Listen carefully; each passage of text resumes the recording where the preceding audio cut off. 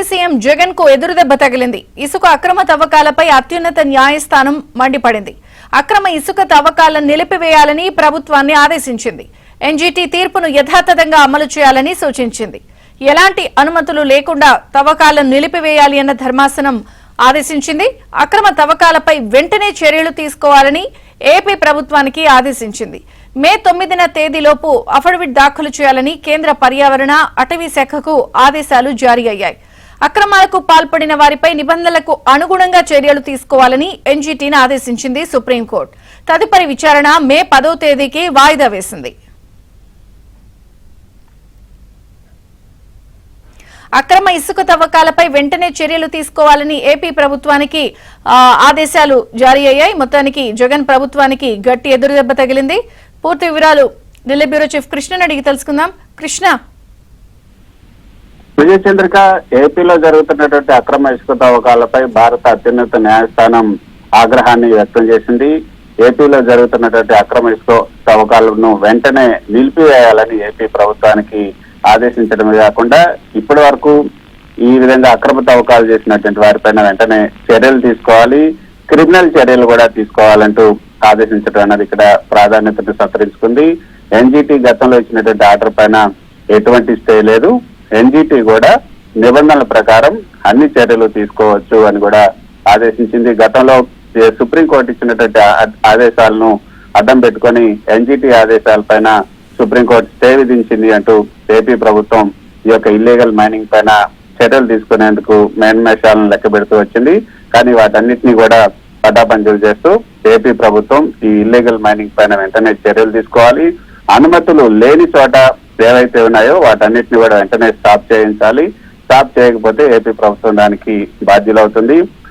ఏ విధంగా ఈ యొక్క అక్రమ తవ్వకాలపైన ఎటువంటి చర్యలు తీసుకున్నారో మే 9వ తేదీలోపు సుప్రీంకోర్టుకి ఒక అఫిడవిట్ కూడా దాఖలు చేయాలని ఏపీ ప్రభుత్వాన్ని ఆదేశించింది. ఏపీ ప్రభుత్వంతో పాటు కేంద్ర పర్యావరణ అటవీ శాఖ అక్కడ జరుగుతున్నటువంటి ఇల్లీగల్ మైనింగ్ పైన అక్కడ తీసుకున్నటువంటి చర్యల పైన వెంటనే మే 9వ తేదీలోపు ఒక అఫిడవిట్ దాఖలు చేయాలంటూ ఇటు కేంద్ర ప్రభుత్వానికి రాష్ట్ర ప్రభుత్వానికి ఆదేశాలను జారీ చేయడంతో పాటు అనుమతులు ఉన్న చోట కూడా ఈ యొక్క మెకనైజ్డ్ మైనింగ్ కాకుండా మాన్యువల్ గానే అక్కడ తవ్వకాలు చేపట్టాలి.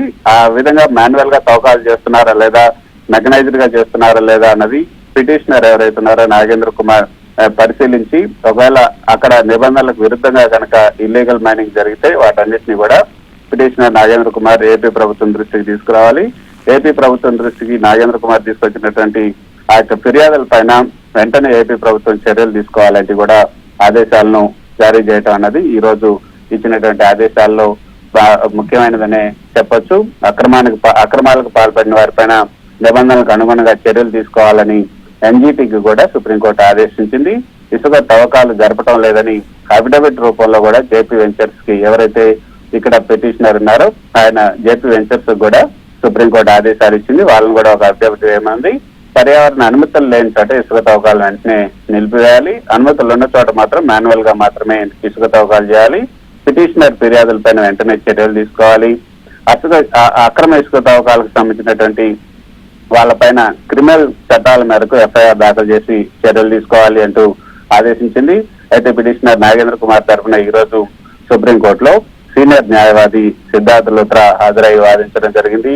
మొత్తానికైతే ఏపీలో జరుగుతున్నటువంటి ఇసుక అక్రమ తవ్వకాలపైన సుప్రీంకోర్టు ఆగ్రహాన్ని వ్యక్తం చేసింది. మే 10వ తేదీన తదుపరి విచారణ చేపడతాం.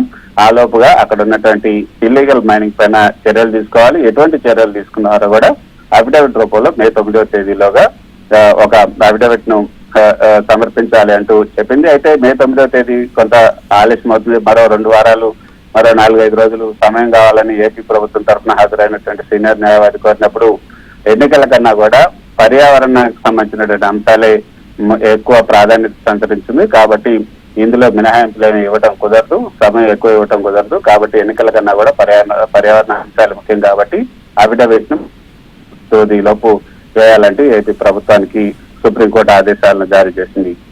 చంద్రిక. Thank you Krishna.